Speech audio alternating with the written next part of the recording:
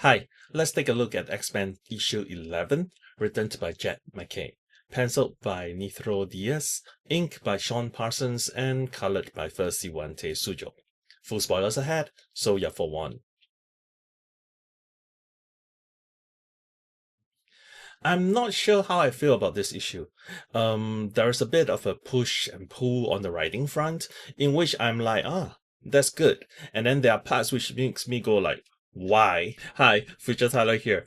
Unfortunately, on the reread, there's more of that why feeling than the former. But go on. Well, there is a lot of nostalgia with this issue.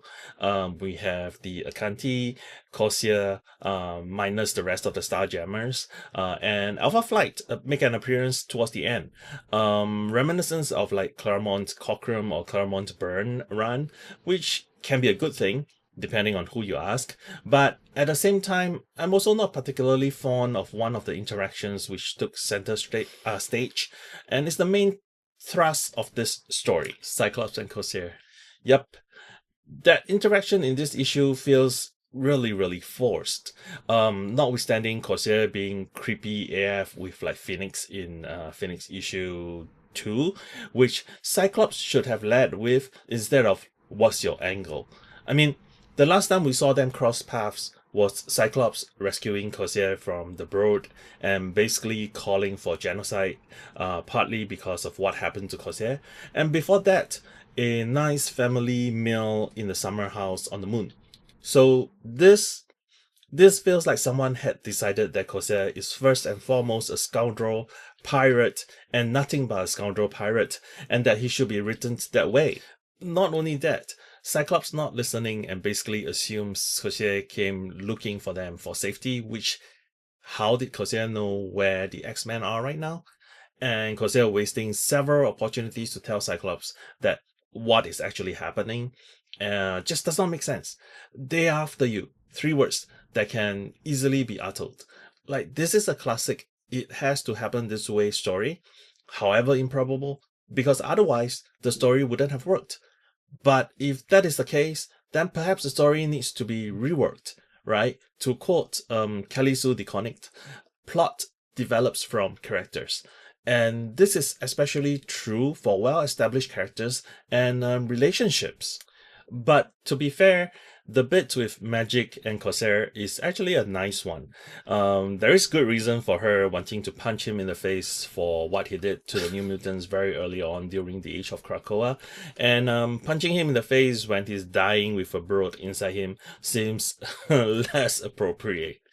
I mean, that I sort of agree, but the way it was written in this issue, Magic might have forgotten, the whole Brood part.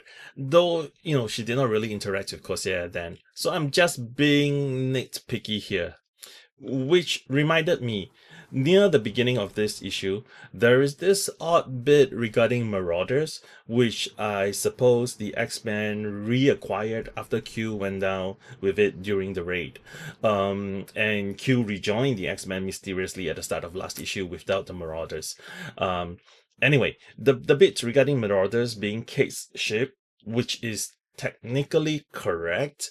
It is just odd to bring that up now, like 11 issues in, after we have seen the ship multiple times and it had been modified to work with this team. Like, what is the point?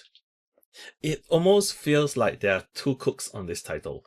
Like, one is the brilliant Moon Knight Avengers MacKay, whom delivered a great Cyclops in issue 10, and then there is this MacKay, where improbable things happens to make a poorly conceived story worked, and conversation takes place because, I don't know, there's a need to fill space, fill the silence. While I think it was quite funny when Q calls Cyclops slim the first time, or gave him some grief initially, this many issue in, we are still stuck at the same place with the same type of interaction, like a perfunctory quip between some of these characters, like including the same thing between Magic and Juggernaut. It's just lazy writing. It is a bit harsh, but I cannot really argue against it, especially when we look at, say, Avengers, that Avengers issue with X-Men in it. it is so well written. And then we look at this one, and it's like, what is this? Like, I mean, there's definitely a weird, two different MacKays writing X-Men right now. I mean, in addition to that, there's also this silly bit regarding point. I mean, I get it. Magic and Juggernaut are the muscles, and it feels kind of like, they want to play dumb, but it's really out of place here. And then there's this thing going on between Psylocke and Q. I think we've gone from a dysfunctional family vibe to something that's really off and mean-spirited. Right. And Magic and Juggernauts are adults. So, awarding points seems so condescending to me. Like, even though MacKay did write Magic as saying she is intentionally dumbing herself down, it still feels out of place. And all of these like overshadowed what I think is a really nice scene between Beast and Jen. I agree. Where Beast figure out what Jen's mutant powers are, and there might be a start of something between these two characters, though I'm not entirely sure I want to go that route with them. But I mean, that scene, in the first couple of pages is really nice. So similar to the writing on the art front, there is also this push and pull effect of, oh, that looks really good, and that looks off. Overall, it is less successful compared to last issue, but it is still better than the first couple of issues that Diaz drew. I mean, things that I do not like regarding Diaz art is back, especially when it comes to expressions and faces, right? Some of the expressions look off, like Cyclops here looking like he's scolding someone or really angry, when a moment ago he was smiling and quipping with like Q, and here where he's basically giving Temper and Q orders. There's also a weird shot of Psylocke looking like a bucktooth androgynous person for some reason. Like, why? But there are some nice expressions, such as these with Beast and Jen, and the smirk from Temper. So yeah, I mean, like I said, push and pull. And on the good side, there's this busyness in the art that adds to the chaos of the fight that looks right. And it looks like something that Stegman would draw. On that front, it is successful. So to clarify, so as not to sell Diaz short, it is a good page, even without the comparison to Stegman. I'm just commenting on the effectiveness of these two rotating artists to present a more consistent look to the readers as they switch around. Well, and I think that is where I'm kind of stuck at, right?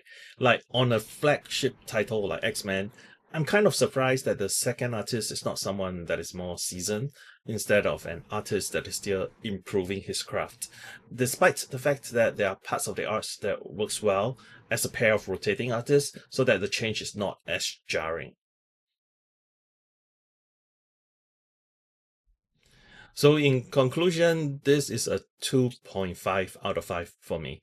There are some good bits, but like you said, they are overshadowed by a weak story and odd interactions between characters. I agree.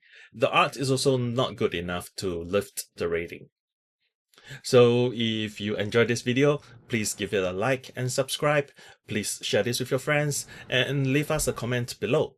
Thanks, and Tyler out.